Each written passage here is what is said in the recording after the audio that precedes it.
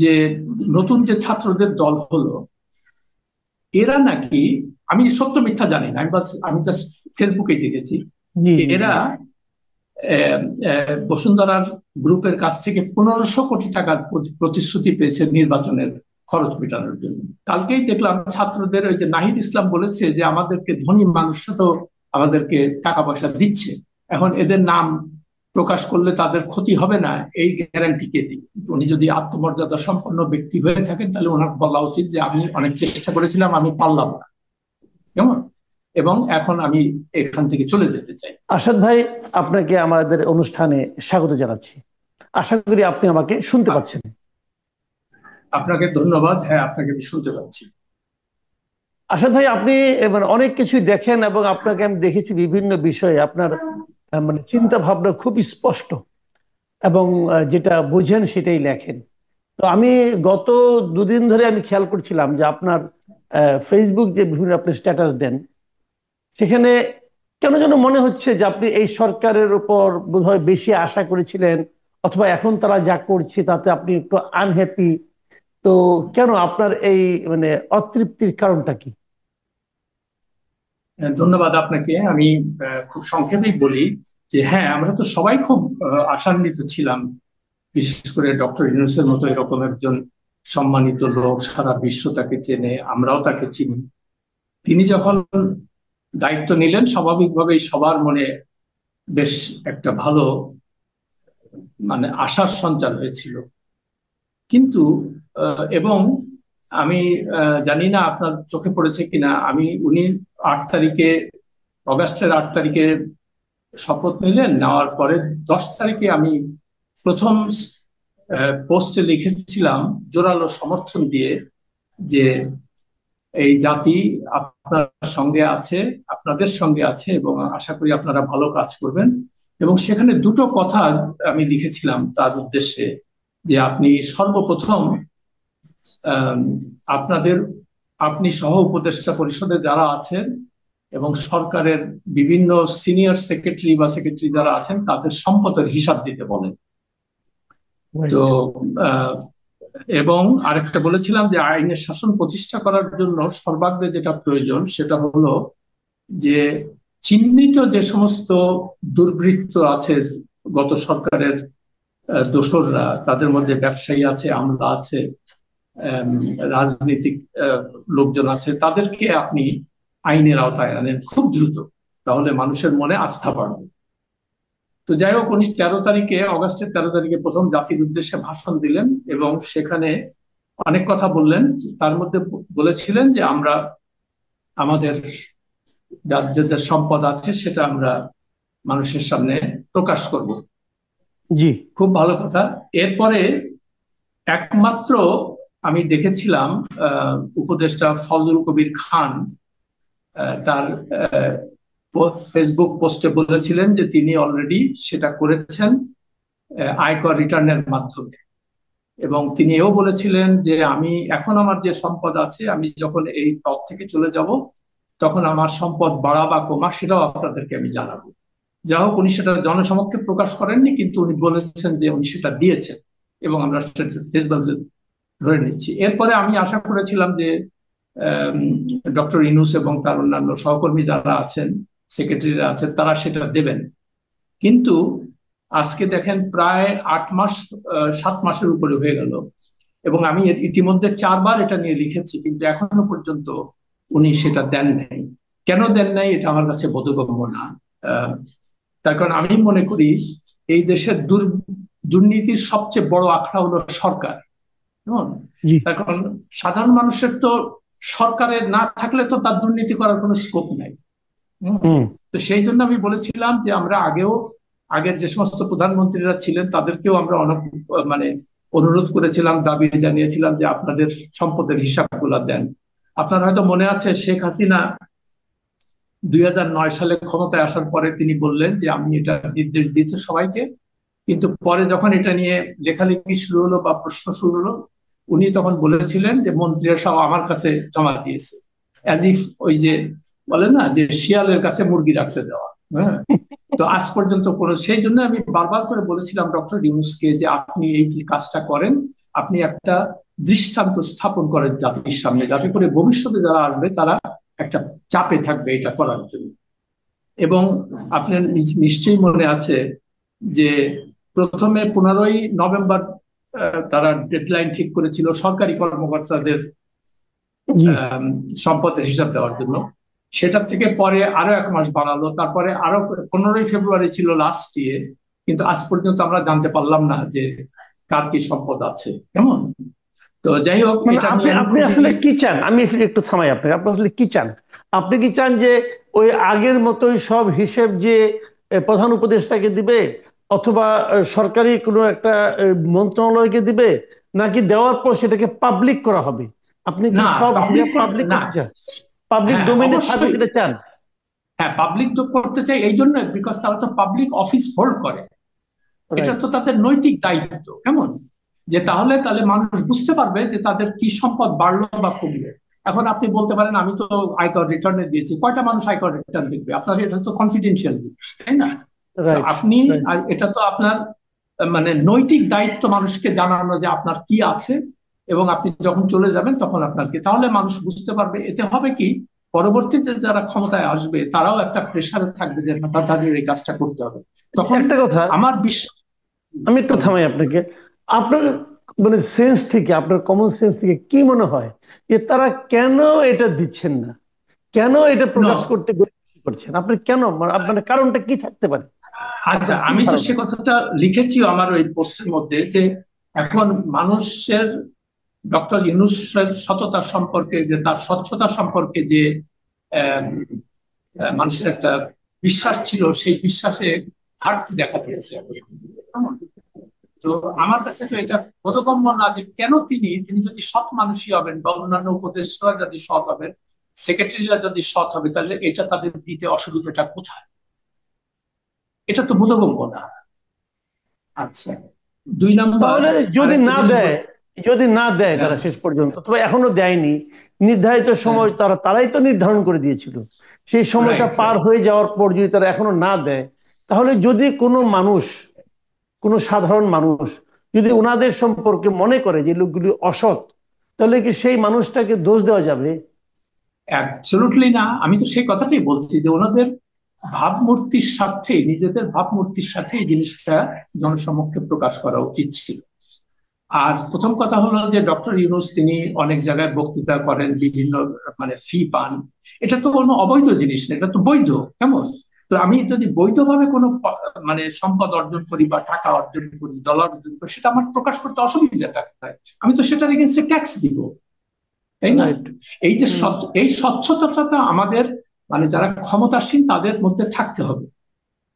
তা না থাকলে এই দেশ থেকে দুর্নীতি কোনোভাবেই আপনি উচ্ছেদ করতে পারবেন না। এটা লিখে রাখতে পারেন আপনি আমার কাছ থেকে। আচ্ছা, দ্বিতীয় কথা বলেছিলাম যে আইনের শাসনের ব্যাপারে। আপনি জি। নিশ্চয়ই লক্ষ্য করেছেন তারা প্রথমে বেশ অনেক ধরপাকড় শুরু হলো, কিন্তু মানে আশ্চর্যজনক ভাবে যে বসুন্ধরার কর্ণধার যারা, তাদের বিরুদ্ধে হত্যা মামলা, ধর্ষণ মামলা, মানি লন্ডারিং মামলা, বিভিন্ন রকমের মামলা আছে, কেমন। এবং দুর্নীতি দমন কমিশন সেগুলো দিয়ে কথা মানে কেস ফাইল করেছে, তাদের ব্যাংক হিসাব করেছে। এখন তাদেরকে ধরা হচ্ছে না। আমি এটাও বললাম যে তাহলে আপনি যে তাদেরকে ছেড়ে দিচ্ছেন, এটা তো it's selective enforcement of law. আপনি কিছু লোককে ধরছেন, কিছু লোককে ধরছেন না। এটা তো মানুষের মনে হবে স্বাভাবিকভাবে যে নিশ্চয়ই তাদের সাথে নিশ্চয়ই কোনো লেনদেন হচ্ছে। আর সবচেয়ে দুঃখজনক ব্যাপার, কিছুদিন আগে আমি গতকালকের পোস্টে লিখেছি এটা, যে দেখলাম যে নতুন যে ছাত্রদের দল হলো, এরা নাকি, আমি সত্য মিথ্যা জানি না, আমি জাস্ট ফেসবুকে দেখেছি, জি। জি। জি। এরা বসুন্ধরার গ্রুপের কাছ থেকে 1500 কোটি টাকার প্রতিশ্রুতি পেয়েছে নির্বাচনের খরচ মেটানোর জন্য, কেমন। যেটা বললাম এটা কিন্তু আমার কোনো মানে তথ্য প্রমাণ নেই, আমি নাজমুস সাকিবের একটা ভিডিও দেখেছিলাম, সেখানে সেই কথাটা বলা ছিল, কেমন। তো যাই হোক, এখন যদি সেটা না থাকে, আমি যেহেতু এটা পাবলিকলি অলরেডি প্রচার হয়েছে, তখন উচিত ছিল এই ছাত্রদের যারা এ সম্পর্কে তাদের একটা বিবৃতি দেওয়া। কিন্তু রাইট। কালকেই দেখলাম ছাত্রদের ওই যে নাহিদ ইসলাম বলেছে যে আমাদেরকে ধনী মানুষরা তো আমাদেরকে টাকা পয়সা দিচ্ছে, এখন এদের নাম প্রকাশ করলে তাদের ক্ষতি হবে না, এই গ্যারান্টি কে দিবে? তার মানে পুরো ব্যাপারটাই এখন দেখেন, না, মানে নাম আমি প্রকাশ সেটাই বুঝতে করলে পারছি না ক্ষতি যে হবে, কি ক্ষতি হবে, কি ক্ষতি হবে? হ্যাঁ, তো এটা সেটাই কি? এখন এই যে জনমনে যে প্রশ্ন দেখা দিচ্ছে নানান, এই যে ডক্টর ইউনূস হ্যাঁ, সম্পর্কে এবং অন্তর্বর্তী এগুলোই তো হলো তার কারণ। আর কেমন তাদের কোনো স্বচ্ছতা নাই কোনো ব্যাপারে। আর তার চেয়েও বড় কথা, উনি দেখেন প্রায় বিদেশে চলে যাচ্ছেন, প্রায় মানে বিভিন্ন অনুষ্ঠানে যাওয়া, এটা সেটা। প্রথমে আমি বলেছিলাম যে আসলে এগুলা বিদেশে যাওয়ার ওনার কোনো প্রয়োজন নাই, তার কারণ উনি এমনিতেই ইন্টারন্যাশনাল সেলিব্রিটি, কেমন। তো যেমন প্রথমে শুরু করলেন উনি সাধারণ অ্যাসেম্বলির সভা, জাতিসংঘে হ্যাঁ, যাওয়া নিয়ে। Right, right. আচ্ছা, তো সেখানে প্রথমে বলা হলো যে উনি 7 জন নিয়ে যাবেন। তো আমরা তো খুব খুশি হয়ে গেলাম যে যাক, মানে পরে যখন আলটিমেটলি গেল সেখানে দেখলাম 60 জন গেছে, 60 পিপল। তারপরে এটা নিয়ে আমি যখন প্রশ্ন করতে থাকলাম তখন অনেকে বললো যে এটার মধ্যে ম্যাক্সিমামই হলো সিকিউরিটি ফোর্স, মানে এসএসএফ, এটা সেটাই। তো আমি সেটার মানে একটা সেটা সম্পর্কে একটা পোস্ট দিয়েছিলাম যে উনি যখন বিদেশে যান তখন ওনার নিরাপত্তার দায়িত্ব হলো সেই দেশের হোস্ট কান্ট্রি গুলার। রাইট। এটা তো অবভিয়াস, কেমন। তো আপনাকে এখান থেকে এতগুলো লোক, তাদের কাজটা কি ওখানে? এটা তো আমরা যেহেতু ট্যাক্স পেয়ারের টাকা, এটা তো আমরা জানতে চাই। আগে আপনি যদি আগের সরকারের মতো গোপনে সবকিছু করেন এবং মানে ডজন ডজন লোক নিয়ে আপনি বিদেশে যান, এটা যুক্তরাষ্ট্র কি আমরা হাসিনাকে সরাইলাম কেন? আপনি যদি একই কাজ করেন এবং মানুষকে যদি অন্ধকারে রাখেন, আর ওখান থেকে আপনি বলে বেড়াচ্ছেন, আপনার প্রপাগান্ডা উইং যেটা আছে তারা বলে বেড়াচ্ছে যে আপনি বিশ্ব জয় করে ফেলেছেন, সেখানে যে রক স্টার আপনি, আর বলছেন বিলিয়নস অফ ডলারের আসছে, কিন্তু আজকে 7 মাস পরে একটা ডলারও তো কেউ দেয় নাই। আর সবচেয়ে আরেকটা ইন্টারেস্টিং ব্যাপার, উনি কিছুদিন আগে সুইজারল্যান্ডের ডাভোসে গেলেন ওয়ার্ল্ড ইকোনমিক ফোরামের অনুষ্ঠানে যোগ দিতে। তো যাই হোক, সেখানে তো আপনি জানেন ওটা তো কোনো দ্বিপক্ষিক বৈঠক না। যাই হোক, উনি আসার একদিন পরে সুইজারল্যান্ড সরকার ঘোষণা দিল যে তারা বাংলাদেশের সাহায্য বন্ধ করে দিচ্ছে।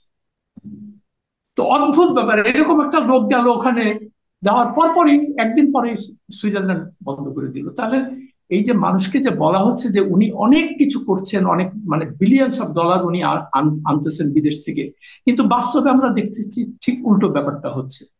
এগুলো আপনি কিভাবে জাস্টিফাই করেন?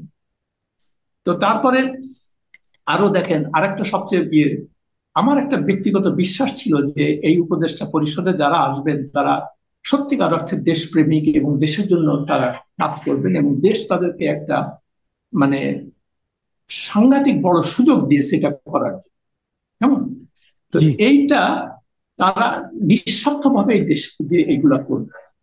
এখন দেখা গেল তারা আসার পরেই সব চকচকা গাড়িতে ফ্ল্যাগ উড়ায় ঘুরতে লাগলেন। তারপরে মন্ত্রী পাড়ায় কে কয়জন পাড়ি দিবে সেটা নিয়ে একটা হুলস্থুল লেগে গেল। হ্যাঁ, তো তারা যদি এটা না করে বলতো যে আমরা আমাদের নিজেদের বাড়িতে থাকবো, যেহেতু আমাদের ঘর বাড়ি আছেই, আমরা তো প্রতিষ্ঠিত লোকজন সমাজের, কেমন, আমাদের ইনকামও আছে, তো তার দরকার হলে আপনারা আমাদের খালি সরকার থেকে তেলের পয়সাটা দিবেন আর কিছু আমাদের দেওয়ার, তখন আমরা তো জাতিকে সেবা করতে আসছি। এখন এক একজন এক একজন উপদেষ্টা 2-3টে করে গাড়ি ব্যবহার করতেছে। তো কথা হলো যে এটা কি হরে লুট নাকি, এ কি অবস্থা? তো এই জিনিসগুলা মানে আরেকটা, এই প্রসঙ্গে আরেকটা জিনিস বলি যে কিছুদিন আগে আমি একটা নিউজ দেখলাম, শ্রীলঙ্কার যে নতুন প্রেসিডেন্ট রয়েছে দেশানায়কে, সে এই মার্চ মাসের 1 তারিখ থেকে তার অফিসের মানে যত বিলাসবহুল গাড়ি ছিল সব নিলামে বিক্রি করে দিচ্ছে, বুঝলেন। এবং সরকারের যত বড় বড় মানে 18 সিসির উপরে যত গাড়ি, কেমন, সমস্ত বলছে যে এগুলো আর চলবে না, এগুলো কোনো সরকারি কর্মকর্তা কেউ ব্যবহার করতে পারবে না, এটা আমরা তো এই লাক্সারির কোনো প্রয়োজন নেই। আর এখানে দেখেন, এখানে একজন সেক্রেটারি হলে তাকে প্রাডো গাড়িতে চড়তে হবে, বিশাল মানে গাড়িতে ফ্ল্যাগ উড়াইতে হবে, মন্ত্রী হলে ফ্ল্যাগ, এটা কেন? তার মানে আমি তো কোনো পরিবর্তন দেখতেছি না সেই অর্থে। আর বাংলাদেশ ব্যাংকের গভর্নর এইরকম একটা ইম্পর্টেন্ট জায়গায় থেকে সে বসুন্ধরা শাহ আলমের সঙ্গে কিভাবে মিটিং করে, যে যে মামলার আসামি। আমার তো মনে হয় দুর্নীতি দমন কমিশনের উচিত ছিল, যেহেতু একটা ইন্ডিপেন্ডেন্ট বডি, এই আসাদ মনসুরের বিরুদ্ধে মামলা করা, যে তুমি এই এই মানে দুর্বৃত্তকে নিয়ে তুমি মিটিং করছো কেন, এটা উচিত ছিল তাদের করা। আমরা তাহলে বুঝলাম যে দুদক যে একটা স্বাধীন সার্বভৌম প্রতিষ্ঠান, সেটা আমরা বুঝতে পারতাম। তো এটা রাইট, তো রাইট। এই সমস্ত যে মানে যে জিনিসগুলো মানুষজন দেখছে, আর দিন দিন মানে মানুষের মনে নানান প্রশ্ন দেখা দিচ্ছে যে এই কি অবস্থা। তারপরে আপনি ছাত্রদের দিয়ে দল গঠন করালেন, বললেন যে এদের সাথে ছাত্রদের ইয়ে করতে হবে, কি মানে পদত্যাগ করে দল ফেলতে গঠন হবে, ভালো করালেন কথা। মানে কি? আপনি কিন্তু বলছেন দল গঠন করালেন, কে করালো? হ্যাঁ, এটা ডক্টর ইউনূস তো নিজেই বলেছেন যে ছাত্রদের দল গঠন করা উচিত, কারণ তাদের রক্তে তারা সংগ্রাম করে আসছে, এবং তাদের একটা রাজনৈতিক দল, এবং তাদের যদি দেশের ক্ষমতা নেয় সেটা মানুষ খুবই, আমরাও সেটা চাই। কিন্তু যে প্রক্রিয়ার মধ্যে দিয়ে হচ্ছে এগুলা, যেমন ডিসি অফিসকে বলা হচ্ছে যে তার বাসে করে লোক আনো ঢাকায়, এটার জন্য পয়সা মানে সরকার ইয়ে করবে। জি। তো আমার কথা হলো যে আগের আগের সরকারগুলো যা করছে, যেভাবে করেছে, সেই সেই কাজগুলো যদি আপনারা করেন, তাহলে আপনাদের পরে আমাদের মতো মানুষের, সাধারণ মানুষের আস্থা কিভাবে থাকবে, এটা আপনি তো জানান হবে। আচ্ছা আসাদ ভাই, আমরা অনুষ্ঠানে একদম শেষ পর্যায়ে চলে এসেছি। আমি আপনাকে শেষ প্রশ্নটা করতে চাই, একটু ছোট করে যদি বলেন। সেই প্রশ্নটা হলো, এই যে আপনি এতক্ষণ বিভিন্ন প্রশ্নের কথা বললেন এই সরকারের লোকজনের ব্যাপারে, নানা ধরনের প্রশ্ন আপনি করলেন, অপচয়ের কথা বললেন, তাদের নৈতিকতা নিয়েও প্রশ্ন করলেন। তো সব মিলে এই অবস্থায় এসে আপনি কি মনে করেন যে এই সরকারের এখন তাহলে কি করা উচিত? আম, করা উচিত তো, যেটা আমি গতকালকে লিখেছি, যে আমার মনে হয় যে মানে সত্যিকার অর্থে ডক্টর ইউনূসের যদি, উনি যদি আত্মমর্যাদা সম্পন্ন ব্যক্তি হয়ে থাকেন, তাহলে ওনার বলা উচিত যে আমি অনেক চেষ্টা করেছিলাম, আমি পারলাম না, কেমন, এবং এখন আমি এখান থেকে চলে যেতে চাই।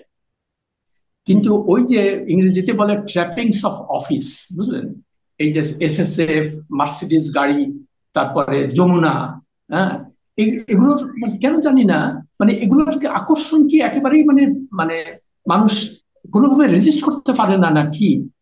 এই এই জিনিসটাই আমার বেশ বেশ কিছুদিন থেকে খালি মাথায় আসতেছে, এটা যে কেন এটা। আর একটা কথা বলি, এই যে মন্ত্রীদের মানে মন্ত্রী পাড়ায় বাড়ি নেওয়া, এটা নিয়ে একজন উপদেষ্টা কিছুদিন আগে আমাকে ফোন করে খুব আক্ষেপ করলেন যে আপনি আমার উপর অবিচার করেছেন, তার কারণে আমি তো গুলশানে থাকি, তো সেই কারণে আমার মন্ত্রী পাড়ায় আসতে হয়েছে, তার আমাদের মানে 3 ঘন্টা সময় বেঁচে গেছে, এখন আমি অফিসে যাই। তো আমি বলতে চাচ্ছিলাম ওনাকে, এর মধ্যে ফোনটা কেটে গেছিল যে কোনো, আমি বলতে চাচ্ছিলাম তাহলে সচিবালয় তো 15-20 হাজার লোক কাজ করে, তো প্রত্যেককে তাহলে সচিবালয়ের আশেপাশে থাকার ব্যবস্থা করেন, প্রত্যেকের জন্য তাহলে যানজটের যে সময়টা ক্ষতি হচ্ছে সেটা করেন। হম। তা আপনি আপনার নিজের জন্য করবেন, অন্যের জন্য করবেন না, আর মানে দেশ সেবা করবেন, আমার কাছে এগুলো খুব হাস্যকর, এবং মানে কেমন জানি মনে হচ্ছে আর কি সবকিছু। এবং মানে আমার যে ক্ষোভের জায়গাটা আর কি, আমরা তো, মাসুদ আপনি নিজেও জানেন, আপনি নিজে অনেকদিন থেকে এই অ্যাক্টিভিজম করছেন, আমি নিজেকে অ্যাক্টিভিস্ট বলি না, কিন্তু আমি চেষ্টা করি এগুলোকে মানে দেশের অন্যায় অবিচার গুলোকে সামনে তুলে ধরা, তো সেগুলো তো হচ্ছে না। আপনি জি। আইন শৃঙ্খলা রক্ষা করতে পারছেন না ঠিক মতো, আবার উনি সেদিন বিবিসির সঙ্গে খুব কনফিডেন্টলি বলতেছে যে সব ঠিক আছে, এটা ঠিক আগের সরকারগুলোর মতো, সরকারের যখন থাকে তখন সব ঠিক আছে। এই জিনিসগুলোই আমি খুব মানে জি। অনেক হতাশ ধন্যবাদ। হয়ে যাচ্ছি। অনেক ধন্যবাদ জনাব আপনাকেও আসাদ ধন্যবাদ। মাহমুদ। আপনাকে, আপনি আপনার মানে মূল্যবান সময় আমাদের এখানে দিলেন। প্রিয় দর্শক, আমার ধারণা, ব্যক্তিগতভাবে ধারণা, যে আসাদ মাহমুদ ভাই যে কথাগুলি বললেন, ওনার যে উপলব্ধির কথা বললেন, ওনার যে প্রতিক্রিয়াগুলি উনি প্রকাশ করলেন, আমার ধারণা আপনারাও কিন্তু এই একই ধরনের চিন্তা করেন, হয়তো প্রকাশটা ভিন্ন। কারণ যখন কোনো ঘটনা এরকম ঘটতে থাকে, প্রত্যাশার বিপরীতে চলতে থাকে কেউ, তখন সেটা উপলব্ধি করার ক্ষমতা সবারই আছে। আপনারাও করেন, হয়তো আমরা এইভাবে তো গুছিয়ে বলতে পারি না। আসাদ ভাই বললেন, আমরা সেগুলো শুনলাম, এবং এই ব্যাপারে আপনারাও কি চিন্তা করেন আপনারা আমাদের লিখবেন, আমরা আশা করি পরবর্তীতে আলোচনা করতে পারবো। ভালো থাকবেন আপনারা।